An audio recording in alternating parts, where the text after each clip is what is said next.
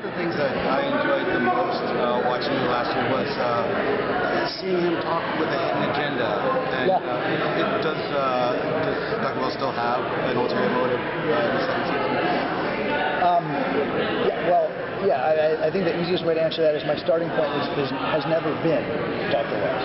You know, and that is what gave the agenda. My starting point, who I play, the reason I signed on was to be the Reverse Flash and Eobard Thawne. And that meant for a joyous season as an actor, because every line is laced with a couple of different meanings, you know, and a couple of, like you said, a couple of different agendas. Any actor will tell you, rather than just playing straight pipe, being able to say, "It's good to see you. I look forward to seeing you again, Mr. Queen." How that plays on different levels. Well, I'll see you soon, Barry.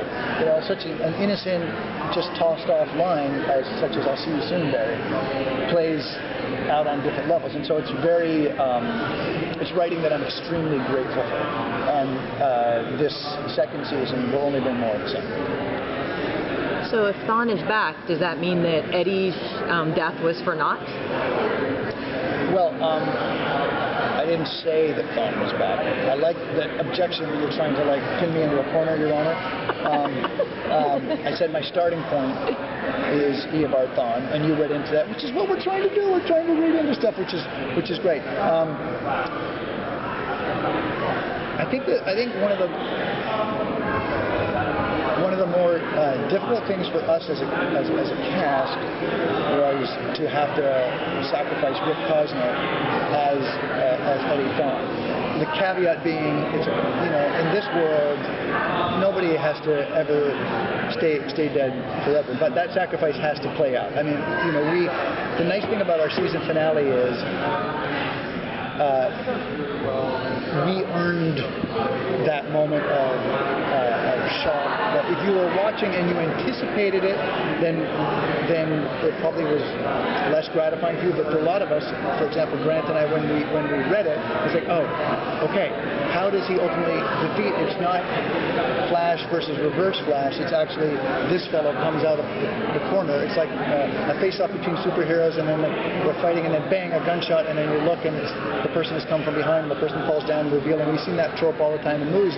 We did that, but I feel earned it, because you didn't really feel it coming, and it also, I think, was bittersweet for a lot of the people who watch this show, because they love the guy, and that means that we actually did earn it, because they were sorry to see him go, and that sacrifice was poignant and yet organic, and a great way to defeat, or at least to like win around, for Barry to win around versus, you know, Harrison / Reverse Flash. So I think we're all very happy with the season finale. I think that the writers should be pleased with themselves. And, you know, it's a high bar to try and like hop over and hurdle for the second season, but that's you know, we're grateful to have a second season, you know, to be able to try and, you know, hurdle that bar.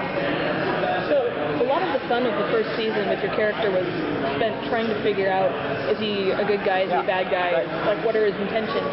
How much of that is going to continue? Like, are we still going to be really wondering about Harrison Wells or whoever you are? To answer the first part, you know, the thing that's rich about it is you can make arguments. I've made arguments with you last season that he is both. You know, because ultimately here's a guy. He's just trying to go home. Yeah, he's just trying to go home. He's like, that's my mom. He's just trying to go home. You know, we want to go home. And you can't fault a guy for trying to return to his time. And this is how he's going to do it. He's a effing time traveler. So he's got to get home. Who doesn't want to go home? And he has to, there's certain sacrifices that he has to do to get home. And from his perspective, the people who have to be sacrificed have already been dead for 100 years already. So no great loss. At the same time, he has to marshal all the forces he can to protect Barry Allen, because Barry Allen is necessary for that, but also as he does that, it's a genuine marshaling and a genuine protection, and as he does it, he's genuinely taken with Barry. Those as he, as the writers wrote and the words I said, is like, he genuinely felt affection for this thing. The fact that it wasn't just, I'm nasty and dastardly, and I have a plan, and I would have gotten there, but it wasn't for Rick Cosnett, and he shot himself. It wasn't that. There's genuine emotion there, and so for the second season, I mean, again, my starting point is always, has been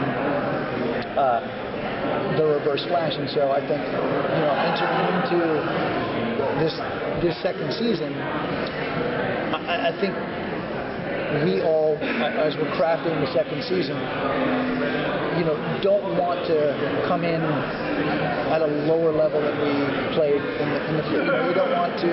You're always trying to, to use this athletic term, you're always trying to, win the championship. We're not playing just to make the playoffs.